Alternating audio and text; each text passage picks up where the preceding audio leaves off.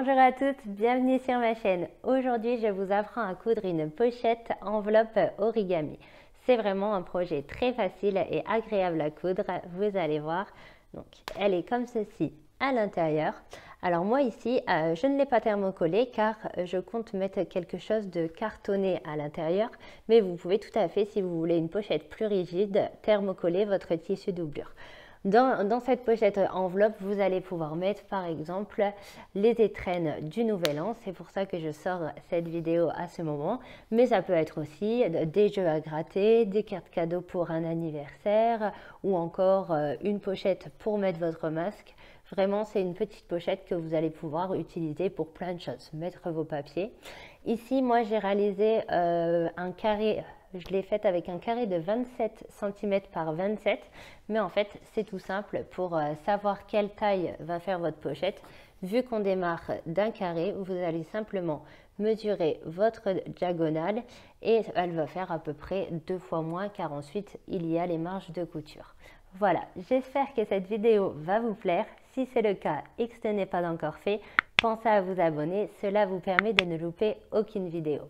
Allez, c'est parti! Je vous montre. Le matériel, vous allez avoir besoin de deux tissus différents, un tissu principal et un tissu pour votre doublure.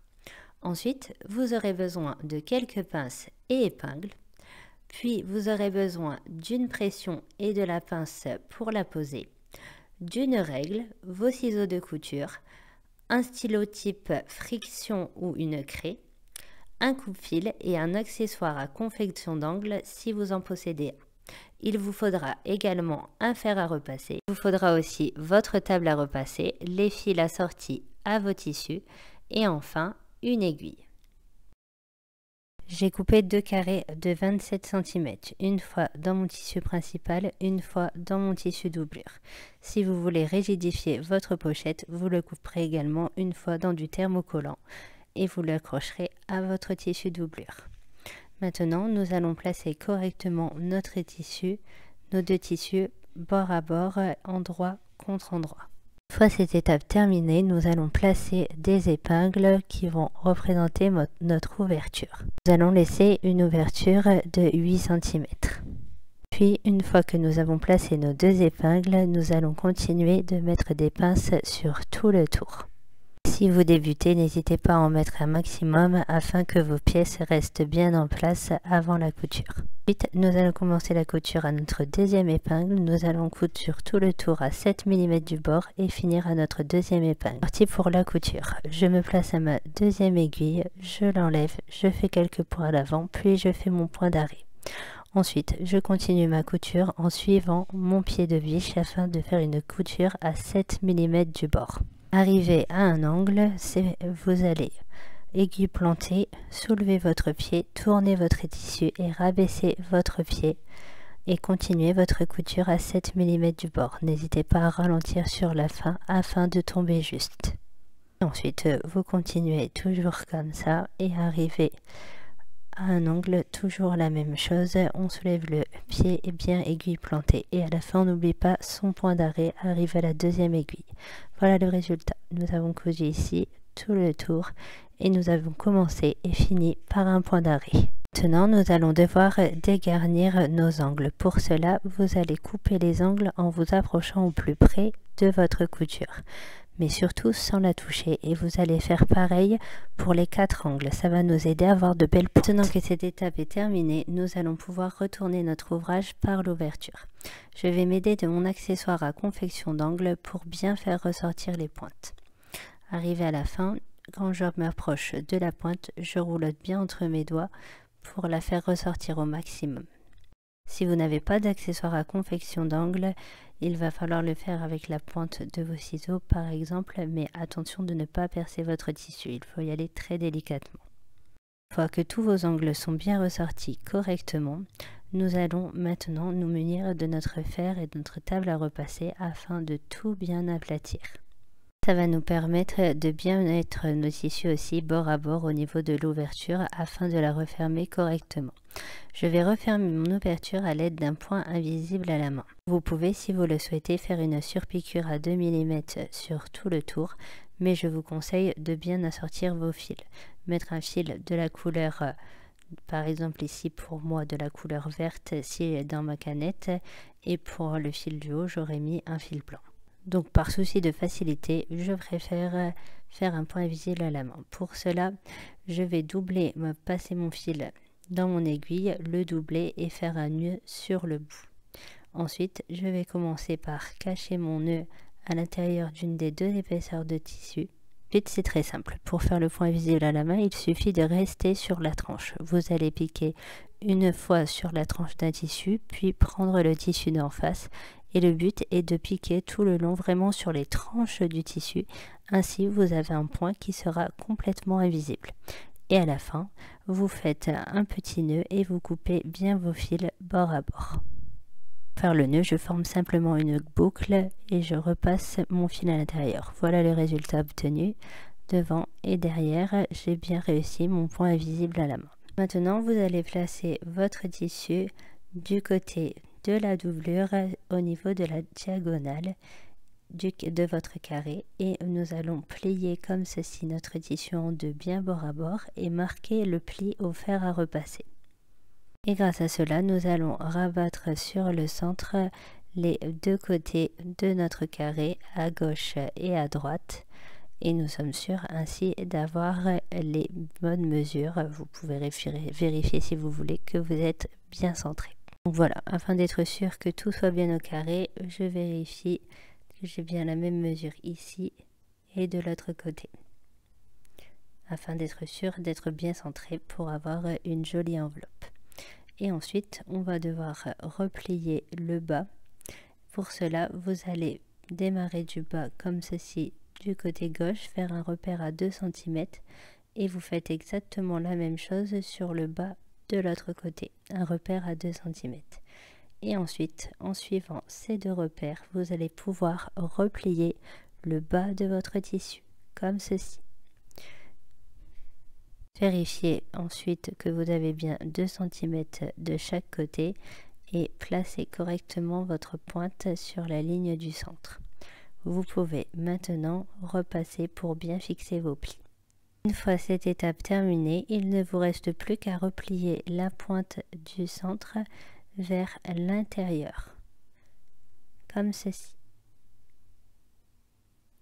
Et ensuite, vous allez mettre des épingles pour bien maintenir le pli que nous venons de faire. Vous allez placer les épingles à peu près à 1 cm du bord, ainsi on va les laisser en place pendant la couture. Ça va nous aider à faire que nos plis de l'enveloppe ne bougent absolument pas pendant la couture. Une fois que vous avez bien placé vos épingles, vérifiez derrière que tout est bien pris ensemble. Nous allons pouvoir effectuer une couture à 2 mm du bord, juste ici. C'est parti pour la couture. Vous allez enlever le bras de votre machine si vous en possédez un. Ainsi, vous pourrez glisser comme ceci en dessous votre enveloppe. Et je me rapproche pour vous montrer. On va faire une couture à 2 mm du bord. Attention que tous vos tissus soient bien restés alignés. N'oubliez pas votre point d'arrêt au début et à la fin. Voilà le résultat obtenu une fois que vous avez fini votre couture. J'ai bien cousu à 2 mm du bord. Voilà le résultat sur le dos. L'important, c'est vraiment d'avoir fait un point d'arrêt ici et de l'autre côté bien solide pour la réussite de notre pochette. Donc maintenant, vous voyez, c'est détaché au niveau d'ici et de l'autre côté. Nous allons donc faire un petit point à la main sur le haut de ce côté, puis de l'autre côté. Ça va suffire à bien maintenir notre pli. Vous allez pour cela reprendre du fil et une aiguille et on va simplement passer 2 fois de chaque côté.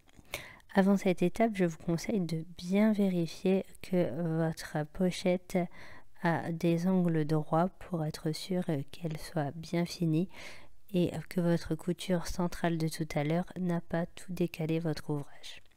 Donc, on va commencer par piquer par le côté d'en face, on cache le nœud, puis on prend les autres épaisseurs, on passe une deuxième fois, on forme une boucle, puis on resserre pour fermer. Et voilà, 2 petits points comme ça, ça va suffire à solidifier. et vous allez faire exactement la même chose de l'autre côté. L'important est de bien couper vos petits fils qui dépassent et le plus près du bord possible pour que ce soit discret. Une fois cette étape terminée, par souci d'avoir de jolies finitions, nous allons aussi coudre nos 3 pointes sur le dos de notre pochette, juste ici. Donc pour l'instant on a encore les côtés ouverts, c'est tout à fait normal. Donc ici je vais repasser un fil dans les 3 pointes et je vais passer 2 fois. Une fois dans la première pointe, une fois dans la deuxième, puis dans la troisième. Je vais serrer et je vais repasser une seconde fois dans les 3 pointes. Comme ceci. Ainsi ce sera plus joli, elles seront toutes les 3 réunies. Bon, ce n'est pas obligatoire, hein, c'est vraiment par souci esthétique pour les finitions aussi à l'intérieur. Je resserre et maintenant je n'ai plus qu'à faire des nœuds avec mes fils. J'ai coupé au plus près de mon aiguille, je fais un premier nœud puis un second nœud et je vais ensuite couper mes fils au plus près du bord pour que ça ne se voit pas. Voilà le résultat obtenu, je vous montre de plus près. Voilà, moi c'est très discret et on sait que c'est bien fini aussi à l'intérieur. Donc maintenant, avant de refermer, nous avons ici nos diagonales qui sont ouvertes. Vous allez les refermer si par exemple c'est pour mettre de l'argent. Mais si par exemple vous allez mettre une carte, comme je vais le faire ici, vous n'aurez pas forcément besoin de refermer les côtés. Si vous voulez refermer les côtés, vous allez vous placer comme ceci, toujours avec le bras de votre machine enlevé. Vous placez juste après la couture du centre que nous avons fait. Et nous allons faire une couture à 2 mm du bord. Et on va coudre à peu près sur 6 cm, sachant que notre diagonale fait 9 cm en tout. On ne peut pas aller jusqu'au bout, car sinon on prendrait nos épaisseurs du dessous ensemble et ça n'irait pas. Mais là, vous pouvez faire quelques points en écartant bien les tissus du dessous pour pas les prendre dans les coutures. Et vous faites un point d'arrêt au début et à la fin. Voilà, je me répète, mais j'ai cousu à peu près les 2/3. Et après, vous faites exactement la même chose de l'autre côté, mais vous démarrez à l'opposé. Et vous vérifiez bien par en dessous, du coup, que vous n'avez pas pris les épaisseurs. Vous faites un point d'arrêt et vous alignez bien votre tissu en le tirant vers vous pour rejoindre la première couture que nous avons fait sur le centre tout à l'heure. Et vous faites un point d'arrêt. Donc voilà le résultat obtenu. Nous avons cousu ici et ici. Si vous avez décidé de surpiquer à la place de faire un point invisible, vous avez tout simplement repassé au-dessus de vos coutures existantes. Ici, il reste 2 ouvertures de chaque côté de 3 cm, c'est tout à fait normal et ce n'est pas gênant, ça n'empêche pas, on ne peut pas atteindre l'intérieur de la pochette. Et voilà, maintenant nous allons pouvoir placer nos pressions. Pour cela, vous allez fermer votre pochette, attention que votre pointe soit bien centrée, toujours par souci d'avoir une jolie pochette bien finie. Et vous repliez à peu près 5 mm sur le dessus pour qu'on ne voit pas du tout les coutures. Donc voilà, je vais vérifier que je suis bien placée. J'ai bien replié 5 mm sur le dessus, ici et ici. Je peux donc maintenant poser mes pressions. N'hésitez pas, si vous avez le souci du détail, à bien vérifier que votre pointe est bien centrée en mesurant avec votre règle. C'est parti, on va poser nos pressions. Pour cela, je prends un des embouts plats et je fais en sorte de percer de l'autre côté du tissu. Je me suis placée à peu près à 1 cm du bord de la pointe. Donc là, j'ai pas pris mon pic à pression, donc je le fais avec mes doigts. L'important, c'est vraiment de bien presser votre pression sur l'autre partie afin de marquer un point, ce qui va vous aider vraiment à bien placer votre pression. Là, je sais que je dois repiquer dans mon point et je serai sûre que mes 2 pressions se correspondent bien. Donc, j'ai mis l'embout bombé sur le dessus. Je vérifie que tout se ferme bien, que mes plis soient bien placés. Et ensuite, sur la seconde partie, je vais placer l'embout plat de ma pression. et je vais presser très fort. Mais avant cela, vous prendrez bien garde de bien être placé de l'autre côté. Vous voyez ici, je vérifie bien que ma pression est bien à l'intérieur pour ne pas la casser. Et seulement après, je peux appuyer. Tadam! Et voilà le résultat une fois que vous avez fermé votre petite pression. J'espère que ce tuto vous a plu. Si c'est le cas, n'hésitez pas à me mettre un petit pouce, ça fait toujours plaisir.